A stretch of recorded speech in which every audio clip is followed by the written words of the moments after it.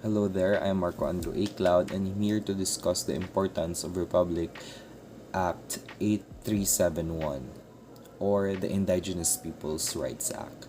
So let's talk about an overview of RA 8371.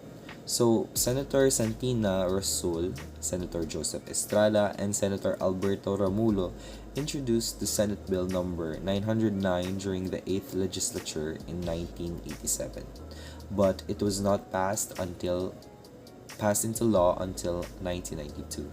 So in the Ninth Congress, Senator Rasul introduced the Senate Bill number 1029 and Senator Gloria Macapagal Arroyo introduced the Senate Bill number 1849. So these bills correlate to the creation of 8371. So NGOs and POs renamed the bill from Ancestral Bill Domain to the Indigenous Peoples Act. So the compilations of this law are now in the law. So a census was made in December 1995 between IP representatives and NGO representatives, which in result is the creation of the Republic Act 8371. This act or in this law, there are seven negotiable points. So one is the recognition of native titles. Second is the right of indigenous peoples to ancestral domains. Three is the respect for the right for the cultural integrity. Four is the recognition of the indigenous people's political structures and governance. Number five is the delivery of basic services to indigenous people. Six is the respect for human rights. And lastly, number seven, the elimination of discrimination and creation of an office that would cater to the IP's needs. How did the law came to be? So, in 1996, during the 10th Congress, Senator Juan Flavier sponsored the Senate Bill number 1728, in which the House of Representatives finally approved the bill late in September 1997. So, President Fidel V. Ramos signed it on the 29th of October in 1997, officially making it as the Republic Act number 8371, which is also known as the Indigenous Peoples Act of 1997. So, it aims to recognize, protect, and promote the rights of indigenous cultural communities or indigenous peoples and for other purposes. The definitive terms of Republic Act 8371 is the Philippines is a culturally varied country with an estimated 14 to 17 million indigenous peoples who are divided into 110 ethno-linguistic groups, says the United Nations Development Program. As of 2013, they are primarily found in the northern Luzon, mostly in the Cordillera administered region, about 33%, and in Mindanao, which is estimated about 61%, with a few groups in the Visayas region. So, according to the Philippines constitutions, or indigenous cultural communities are defined as a group of cultured people who are united by common bonds of language and customs or traditions or other distinguishing cultural characteristics and who have occupied or controlled the territory since time immemorial. So, under claims of ownership and who have made use of the territory. According to the definition, the time immemorial is a span of time during which specific ICCs and IPs are known to have resided in, possessed, and utilized and a defined region that was developed to them by operation of customs, law, tradition, or that they inherited from their forefathers. So, IPs and ICCs are homogeneous societies that have continuously lived as a community on communally bounded and defined territory, sharing common bonds of customs, traditions, and other cultural traits while resisting political, social, and cultural inroads from colonization and non-indigenous religions and culture. So, IPs and ICCs are also referred to as indigenous peoples and indigenous cultures. So there are also important sections of the RA 8371 that stands out for me.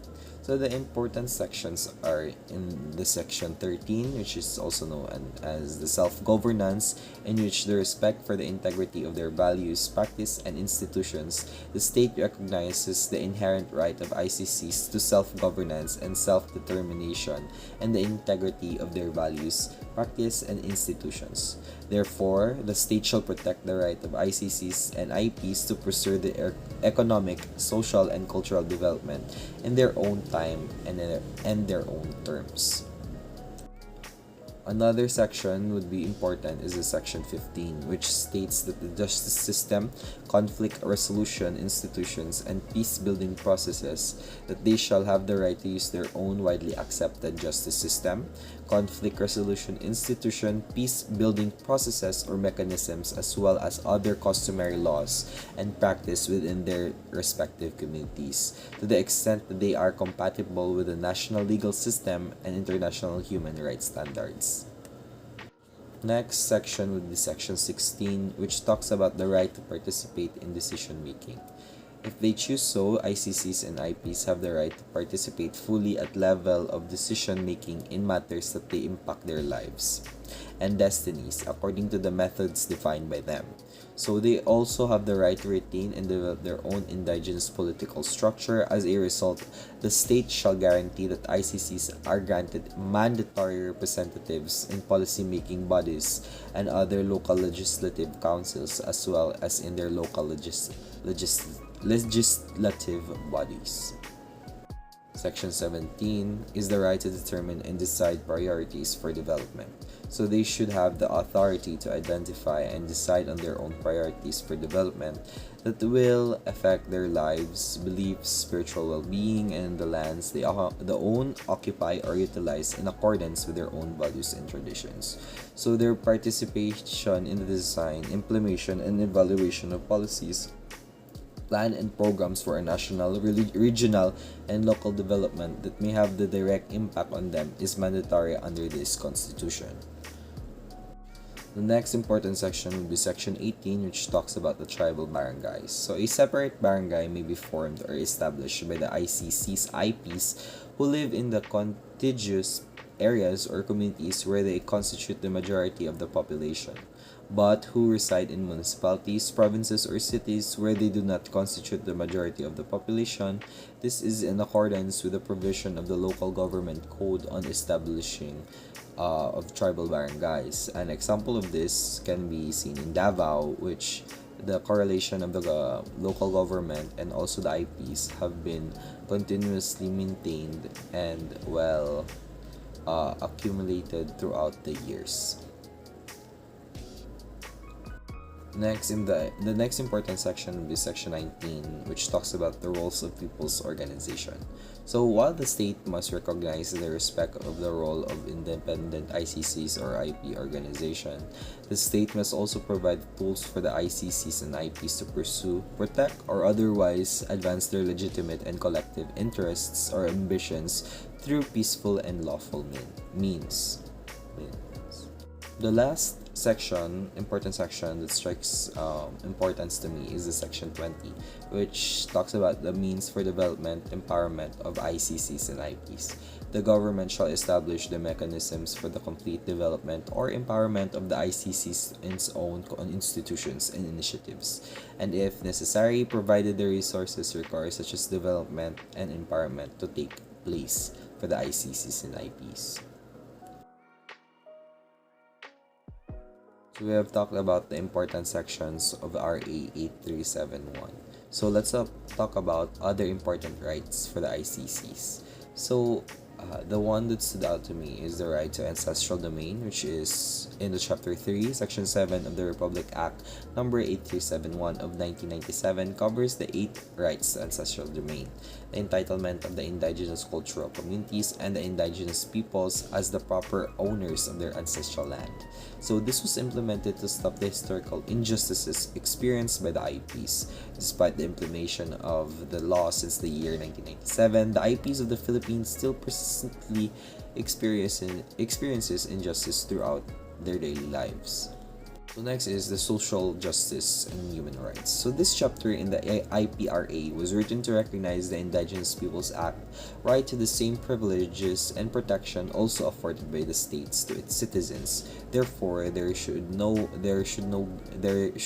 be any prejudices towards any of us because we are all citizens of our country. So this right includes the equal protection and non-discrimination of ICCs. The state is then called to acknowledge the ICC's position as a vulnerable group that has been historically excluded from the socio-economic opportunities and to guarantee that the IPs enjoy equal protection by the law, same as its regular citizens.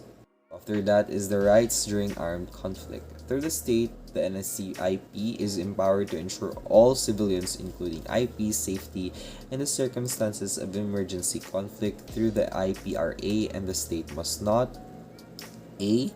Recruit children of the ICCs into the armed forces under any circumstances.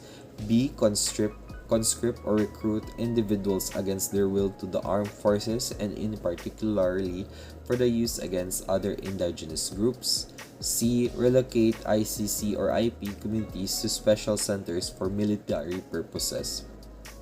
D.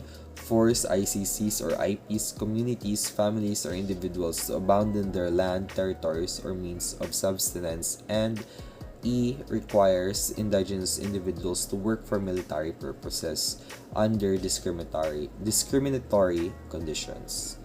So the last important right is the freedom from discrimination and the right to equal opportunity. So the law guarantees this law guarantees indigenous people's right to basic social services as provided by the state. As a vulnerable group, special attention is given to the immediate, effective, and continuing improvement of their social and economic conditions. Women, children, and youth, the law also emphasizes that these rights are also to be afforded to indigenous women and children. So the provision should not be result in the diminution of rights and privilege already recognized and afforded to these groups under existing laws of the general application. So there is gaps in the laws such as Section 56 of the Indigenous Peoples' Rights Act of 1997 or the IPRA law states that the property rights within the ancestral domain already existing and or vested upon effectivity of this act shall be recognized and respected. That is all for the importance of rights. Thank you for listening to the importance of RA 8371. This is me, Marco Andrew, A Cloud reporting. Thank you for listening once again.